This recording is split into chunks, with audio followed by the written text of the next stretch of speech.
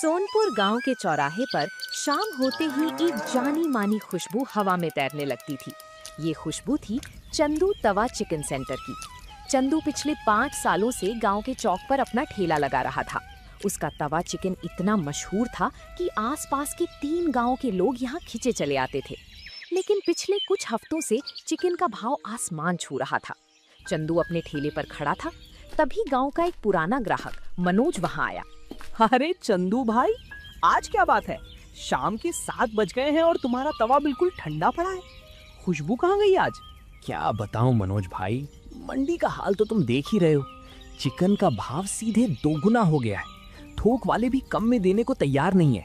अच्छा, इतना बढ़ गया क्या? पर भाई पेट तो मानती नहीं ना। ऐसा करो, आज आधा प्लेट ही पैक कर दो, पैसे थोड़े कम कर लेना। अरे मनोज भाई, पुराना नाता है हमारा, लेकिन मजबूरी समझिए। कल तक जो प्लेट मैं 60 रुपए में बेचता था, आज उसकी लागत ही 90 रुपए आ रही है। अगर मैं कम से कम 110 रुपए प्लेट ना बेचूं तो मेरे घर का चूल्हा नहीं चलेगा। क्या 110 रुपए प्लेट? अरे चंदू भाई, तुम तो सीधे लूटने पर उतर आए। गांव का आदमी 110 रुपए की एक प्लेट चिकन खाएगा तो बाकी का घर कैसे चलाएगा? भाई मैं लूट नहीं रहा हूँ, चिकन का भाव ही इतना बढ़ गया है कि मैं खुद परेशान हूँ। अगर मैं पुराने दाम पर बेचूंगा तो कर्ज में डूब जाऊंगा। ना भाई ना, इतनी महंगी चीज हमारे बस की नहीं है। 110 रुपए में तो पूरे परिवार की सब्जी आ जाती है। मैं तो चला भाई, आज घर पर दाल चावल ही खा लूंगा। मनोज पैर पटकते हुए वहां से चला गया। धीरे धीरे रात के 9 बज गए। आमतौर पर इस समय तक चंदू का सारा माल बिक जाता था, लेकिन आज गांव के लोग ठेले के पास आते, नया दाम सुनते और बड़बड़ाते हुए आगे बढ़ जाते। अरे छोड़ो यार, चंदू भैया का दिमाग 7वें आसमान पर है। इतने में तो हम शहर जाके बढ़िया होटल में खाएं। चलो यहाँ से। अरे सोहन, सुनो तो सही, बात तो समझो। लेकिन किसी ने चंदू की बात नहीं सुनी। रात के 10 बजे चंदू भारी मन से अपने ठेले को ढकेलता हुआ घर की तरफ चल दिया। उसके दिमाग में बस एक ही चिंता थी, अगर यही हाल रहा तो कल से घर का राशन कैसे आएगा। अगली सुबह चंदू जल्दी उठ गया। उसे लगा कि शायद आज मंडी में चिकन के दाम कुछ कम हुए होंगे। वो सीधे शहर की बड़ी मंडी पहुंचा, लेकिन वहां दुकानदारों ने साफ कह दिया कि दाम कम होने में अभी महीनों लग सकते हैं। चंदू खाली हाथ गांव लौट आया। शाम को उसने फिर हिम्मत जुटाई और थोड़े से चिकन के साथ ठेला लगाया। दाम वही था, 110 रुपए प्लेट। शाम ढल चुकी थी, पर चंदू के ठेले पर सन्नाटा पसरा था। तभी गांव के मुखिया जी वहां से गुजरे। क्यों चंदू बेटा, आज दुकानदारी कैसी चल रही है? कल मनोज कह रहा था कि तुमने चिकन का दाम बहुत बढ़ा दिया है। प्रणाम मुखिया जी। क्या करूं, मजबूरी है। मंडी में चिकन का भाव इतना बढ़ गया है कि पुराने दाम पर बेचना मुमकिन ही नहीं है। घाटा सहकर कब तक धंधा करूंगा। तुम्हारी बात सही है चंदू, लेकिन गांव की परिस्थिति भी तो समझो। यहाँ लोग रोज कमाने खाने वाले हैं। जब तुम अचानक दाम दुगना कर दोगे तो लोग तुम्हारे पास क्यों आएंगे? देखो, आज पूरा चौक भरा हुआ है, पर तुम्हारा ठेला सूना है। मुझे खुद अच्छा नहीं लग रहा मुखिया जी। 5 साल से लोग मेरे हाथ का स्वाद पसंद कर रहे थे। आज वही लोग मुझे लालची समझ रहे हैं। कोई मेरी मजबूरी समझने को तैयार ही नहीं है। दुनिया सिर्फ अपना जेब देखती है चंदू, तुम्हारी मजबूरी नहीं। अगर दाम यही रहे तो लोग चिकन खाना ही छोड़ देंगे या खुद घर पे बना लेंगे। तुम्हें कुछ और सोचना पड़ेगा, वरना ये ठेला बंद हो जाएगा। समझ नहीं आता क्या करूं मुखिया जी। मुझे तो बस यही एक काम आता है। अगर ये बंद हो गया तो मैं कहां जाऊंगा? ठंडे दिमाग से सोचो बेटा, मैं चलता हूँ। मुखिया जी की बात चंदू के दिल में तीर की तरह चुभ गई। रात के 8 बज चुके थे और चंदू की तवा चिकन की एक प्लेट भी नहीं बिकी थी। तभी गांव का एक आदमी ब्रिजेश वहां आया, जो हमेशा उधार मांगने की ताक में रहता था। अरे चंदू भाई, आज तो बहुत शांति है। लाओ, एक प्लेट गर्मा गर्म तवा चिकन लगाओ, पैसे कल दे दूंगा। जाओ यहाँ से ब्रिजेश, आज उधार के लिए बिल्कुल मूड नहीं है। वैसे भी दाम 110 रुपए हो गया है, तुम्हारे बस का नहीं है। अरे बाप रे, 110 रुपए? चंदू भाई, तुम तो सोने के भाव चिकन बेच रहे हो। रहने दो भाई, तुम्हारा चिकन तुम्हें ही मुबारक। ब्रिजेश भी हंसता हुआ चला गया। चंदू ने अपने गल्ले को देखा, जिसमें सिर्फ कुछ चिल्लर पड़े थे। वो समझ गया था कि लोग भूखे रह सकते थे, लेकिन महंगा चिकन नहीं खरीद सकते थे। उसे समझ नहीं आ रहा था कि वो अपने परिवार का पेट कैसे पालेगा। अगली सुबह की पहली किरण के साथ चंदू ने अपनी साइकिल उठाई और शहर की मुख्य मार्केट की तरफ निकल पड़ा। उसने सुना था कि शहर में आजकल लोग चिकन की जगह कोई सोया चाप नाम की चीज बहुत पसंद कर रहे हैं, जो दिखने और स्वाद में बिल्कुल नॉनवेज जैसी होती है, पर कीमत में बहुत सस्ती होती है। बाबूजी, मुझे जरा ये बताइए कि ये सोया चाप क्या चीज होती है? क्या ये सच में चिकन जैसी लगती है? अरे भाई, तुम कहाँ सो रहे हो? आजकल तो बड़े बड़े होटलों में इसकी भारी मांग है। ये सोयाबीन और मैदा से बनती है, एकदम शुद्ध शाकाहारी है, लेकिन इसका स्वाद बिल्कुल चिकन जैसा आता है। अच्छा, और बाबूजी इसका भाव क्या पड़ता है? क्या ये चिकन से सस्ती है? अरे भाई, चिकन के भाव का आधा भी नहीं है। चिकन जहाँ 200-250 रुपए किलो चल रहा है, ये तुम्हें थोक में सिर्फ 60 से 70 रुपए किलो मिल जाएगी। और सबसे बड़ी बात, ये जल्दी खराब भी नहीं होती। 70 रुपए किलो? यानी अगर मैं इसे तवे पर मसालों के साथ पकाकर बेचूं, तो मैं पुराने दाम पर यानी 50-60 रुपए प्लेट आराम से बेच सकता हूँ। बिल्कुल भाई, तुम इसे ले जाओ, इसमें मुनाफा भी अच्छा है और ग्राहक की जेब पर भारी भी नहीं पड़ेगा। आजकल तो शहर के लोग चिकन छोड़कर चाप खा रहे हैं। बाबूजी, मुझे तुरंत 5 किलो चाप दे दीजिए और इसके साथ जो भी खास मसाले लगते हैं वो भी दे दीजिए। आज मैं गांव में कुछ नया आजमाऊंगा। चंदू ने अपनी जेब से बचे कुचे पैसे निकाले और चाप का स्टॉक खरीद लिया। साइकिल के पीछे सामान लादकर जब वो गांव लौट रहा था, तो उसके चेहरे पर एक अलग ही चमक थी। घर पहुंचकर चंदू ने अपनी पत्नी के साथ मिलकर चाप को छोटे छोटे टुकड़ों में काटा। उसने चिकन वाले ही सीक्रेट मसाले, दही, अदरक लहसुन का पेस्ट और हरी मिर्च का एक बेहतरीन मैरिनेशन तैयार किया। शाम को जब वो चौराहे पर पहुंचा, तो उसने अपने ठेले का बैनर बदल दिया था। अब उस पर लिखा था, चंदू तवा चाप सेंटर, स्वाद चिकन जैसा, दाम आधा। गांव के लोग उसके ठेले को देख तो रहे थे, लेकिन कोई आगे नहीं बढ़ रहा था। तभी वहाँ से मनोज गुजरा। अरे चंदू भाई, ये क्या नया तमाशा है? तवा चाप? ये चाप क्या बला है भाई? और चिकन कहाँ गया? आओ मनोज भाई आओ, चिकन को तो महंगाई खा गई। ये है सोया चाप, शुद्ध शाकाहारी है, लेकिन मैं दावे के साथ कहता हूँ, अगर तुम इसे आंख बंद करके खाओगे तो ऐसा लगेगा जैसे चिकन टिक्का खा रहे हो। धात तेरे की, शाकाहारी चीज में चिकन का स्वाद? तुम तो कमाल करते हो चंदू भाई, हमें बेवकूफ मत बनाओ। मनोज भाई, हमारा बरसों का नाता है, भले ही इसके पैसे मत देना, तुम बस चक्कर बताओ, अगर पसंद ना आए तो थूक देना, पर एक बार खाकर तो देखो। तभी मनोज चाप का एक टुकड़ा खाता है और कहता है, अरे अरे भाई, ये तो सच में एकदम सॉफ्ट है और मसाला तो बिल्कुल वही है जो तुम चिकन में डालते थे। कहा था ना मनोज भाई। और सुनो, इसका दाम जानते हो? सिर्फ 50 रुपए प्लेट। भरपेट खाओ और जेब पर भी कोई असर नहीं। अरे वाह चंदू भाई, ये तो गजब की चीज ढूंढ लाए तुम। 50 रुपए में इतना बढ़िया स्वाद। लाओ, एक प्लेट पूरी लगा दो। आज तो घर पर जाकर बताऊंगा कि शहर जैसी चीज अब हमारे गांव में मिल रही है। मनोज को मजे से खाते देखकर चौराहे पर खड़े दूसरे लोग भी धीरे धीरे ठेले के पास आने लगे। तवे पर मसालों की जो छनछनाहट हो रही थी, उसकी खुशबू ने एक बार फिर पूरे चौक को अपनी गिरफ्त में ले लिया था। लेकिन गांव के कुछ लोग दूर खड़े होकर कानाफूसी कर रहे थे।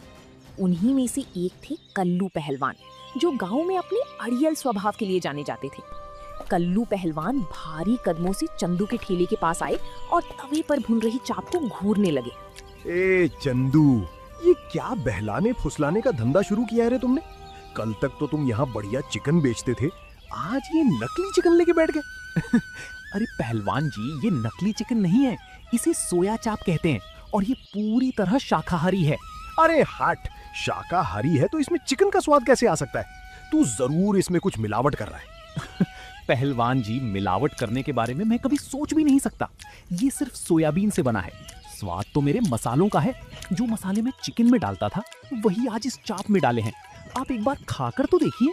मैं ये घास फूस नहीं खाऊंगा। सब लोग सुनो रे, कोई इस चंदू के बहकावे में मत आना, ये चंदू हमें ठग रहा है। कल्लू पहलवान की बात सुनकर जो लोग हाथ में प्लेट लेने वाले थे, वो भी पीछे हट गए। ठेले पर अचानक सन्नाटा छा गया। चंदू को लगा कि उसकी मेहनत पर पानी फिरने वाला है। तभी भीड़ में से मुखिया जी आगे आए। अरे कल्लू, बिना चखे और बिना जाने किसी पर इल्जाम लगाना ठीक नहीं है। चंदू इस गांव का लड़का है, वो कभी किसी का नुकसान नहीं करेगा। चंदू, जरा एक पीस मुझे चखाओ। लीजिए मुखिया जी, आप खुद ही फैसला कीजिए।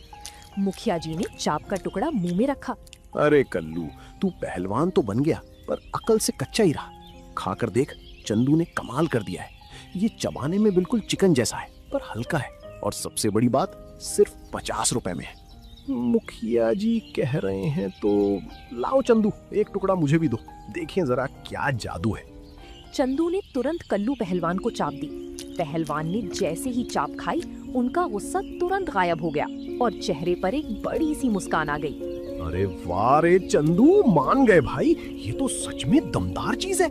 ला भाई, गुस्सा थूक दिया मैंने, अब सीधे एक प्लेट लगा दे और मसाले थोड़े तेज रखना। मुखिया जी और कल्लू पहलवान की मंजूरी मिलते ही चंदू के ठेले पर अचानक ग्राहकों की लाइन लग गई। जो लोग महंगाई के कारण हफ्तों से चिकन का स्वाद नहीं चख पाए थे, उनके लिए ये तवा चाप एक वरदान की तरह साबित हुई। तवे से उठने वाला धुआं और मसालों की छनछनाहट अब गांव के चौराहे की शान बन चुकी थी। हाँ भाई सोहन, तुम्हारी प्लेट में बटर थोड़ा ज्यादा डाल दिया है, ये लो। अरे चंदू भैया, मजा आ गया। सच कहूँ ना तो ये चाप चिकन से भी बढ़िया लग रही है। अब तो मैं रोज यहीं आऊंगा। ये तो तुम सब भाइयों का प्यार है। दाम कम है तो क्या हुआ, स्वाद में चंदू कभी समझौता नहीं करेगा। देखते ही देखते रात के 9 बजे तक चंदू का सारा माल खत्म हो गया। आज उसे तवे को खाली देखकर दुख नहीं बल्कि संतुष्टि हो रही थी। जब उसने गल्ले के पैसे गिने तो उसके चेहरे पर एक सुकून भरी मुस्कान तहर गई। तभी मनोज दोबारा वहां आया। इस बार उसके साथ उसके 2 दोस्त भी थे। अरे चंदू भाई, आज तवा चाप इतनी जल्दी खत्म हो गई? मैं अपने इन दोस्तों को भी चखाने लाया था। ये कह रहे थे कि गांव में शहर जैसी चाप कहां से आ गई। अरे मनोज भाई, माफी चाहता हूँ, आज पहला ही दिन था ना, तो मैं सिर्फ 5 किलो ही लाया था। मुझे क्या पता था कि गांव वाले इसे इतना प्यार देंगे। कल से मैं डबल मान लाऊंगा। मनोज और उसके दोस्त वहां से चले गए। चंदू अपना ठेला समेटकर घर की तरफ निकल गया। चंदू का तवा चाप अब सिर्फ सोनपुर गांव तक सीमित नहीं था। आसपास के गांवों में भी उसके तवा चाप की चर्चा फैल गई थी। चंदू का धंधा अब पहले से दोगुना हो चुका था।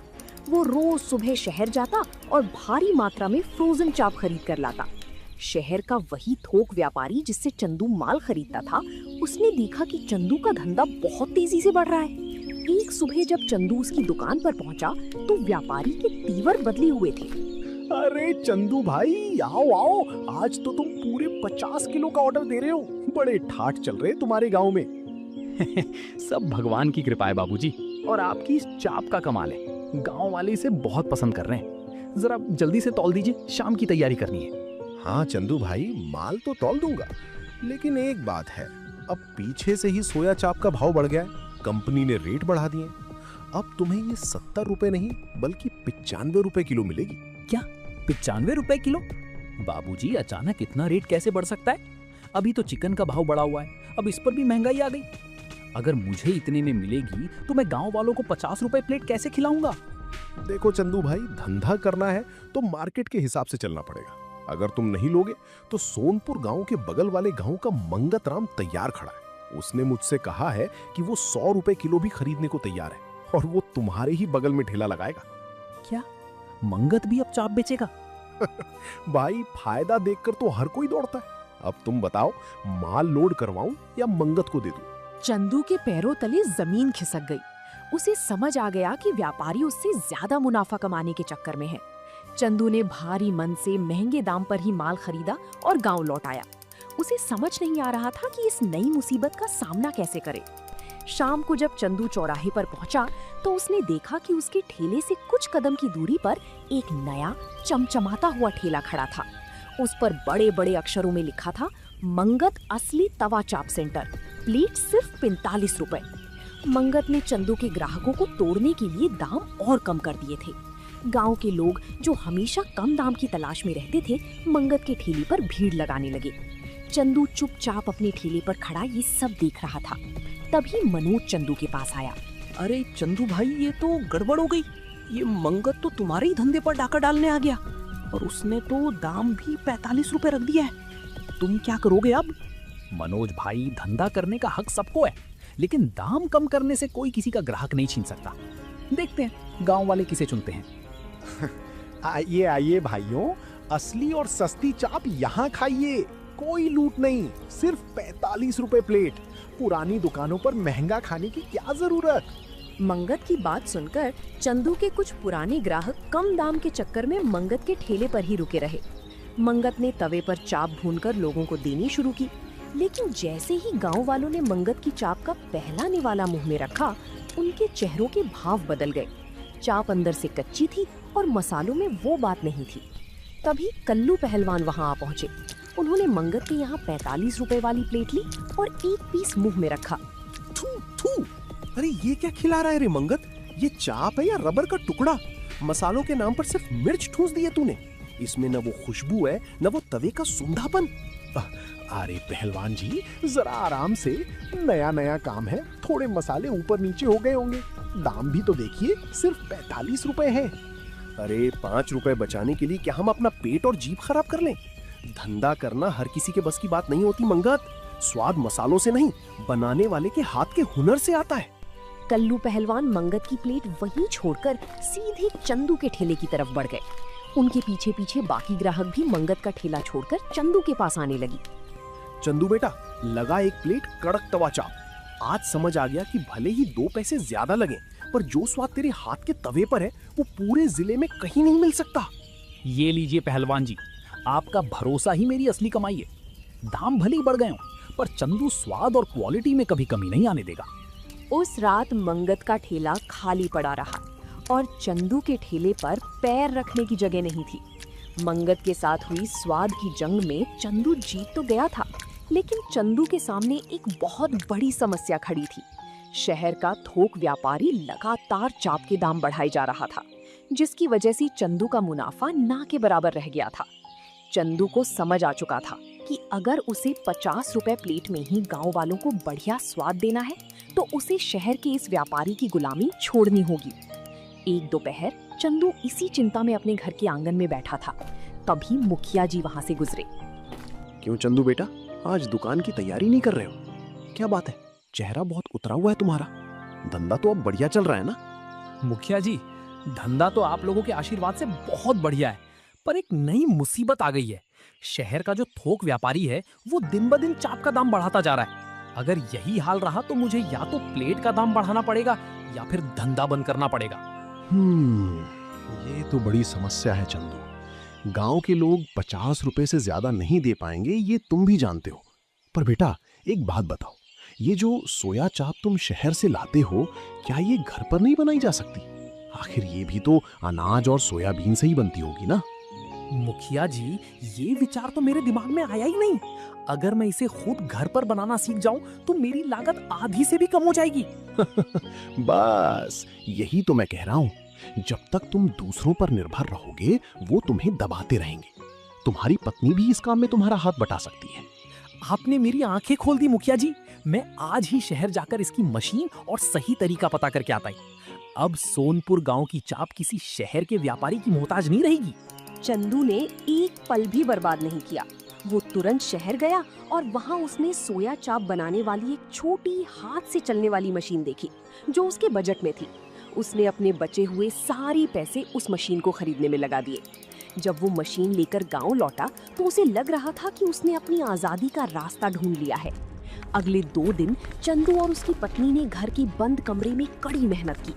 पहली 2 बार में चाप का टेक्सचर सही नहीं बैठा, लेकिन चंदू हार मानने वालों में से नहीं था।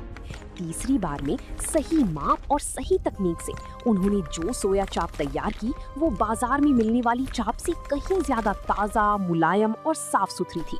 शाम को जब चंदू अपने ठेले पर पहुंचा तो मनोज उसके ठेले पर आया। अरे वाह चंदू भाई, आज तो चाप का रंग रूप ही बदला हुआ लग रहा है। ये पहले वाली से अलग क्यों दिख रही है? मनोज भाई, ये शहर वाली चाप नहीं है। ये आज सुबह ही मैंने अपने घर पे खुद अपने हाथों से बनाई है। क्या बात कर रहे हो चंदू भाई, अब तुम चाप भी खुद बनाने लगे? लाओ लाओ जरा एक प्लेट लगाओ, देखें घरेलू चाप में क्या दम है। चंदू ने फुर्ती से तवे पर मक्खन, प्याज, हरी मिर्च और अपने गुप्त मसाले डालकर चाप को भूना और हरी चटनी के साथ मनोज को परोस दिया। मनोज ने जैसे ही पहला निवाला मुंह में रखा, वो खुशी से झूम उठा। ओहो चंदू भाई, लाजवाब! ये तो शहर वाली चाप से भी 10 गुना ज्यादा सॉफ्ट है। मुंह में डालते ही खुल गई भाई, और इसका सूंधापन तो कमाल का है। अरे मनोज, अकेले अकेले ही सारा मजा ले लोगे क्या? चंदू बेटा, 2 प्लेट हमारे लिए भी लगाओ। आज तो पूरा गांव तुम्हारी इस घरेलू चाप की महक से महक रहा है।